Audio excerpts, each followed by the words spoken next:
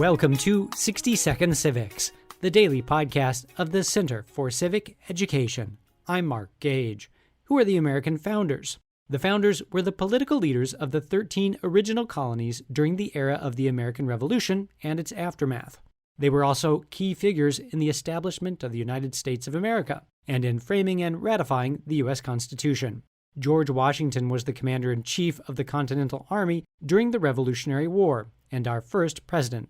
George Mason was another Virginian and an influential founder. Mason was the primary author of the Virginia Declaration of Rights of 1776, which had a great influence on Thomas Jefferson, who adopted many of Mason's ideas for the Declaration of Independence. John Adams was a leader of the American Revolution. He served on the committee to draft the Declaration of Independence. He was also a man of principles, serving 6 years earlier as the lawyer for the defense of the British soldiers who stood trial for the Boston Massacre. He would later become our country's second president.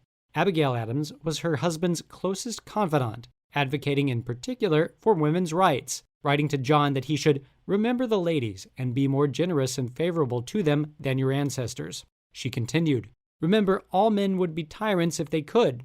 If particular care and attention is not paid to the ladies, we are determined to foment a rebellion and will not hold ourselves bound by any laws in which we have no voice or representation." That's all for today's podcast, 60 Second Civics, where civic education only takes a minute.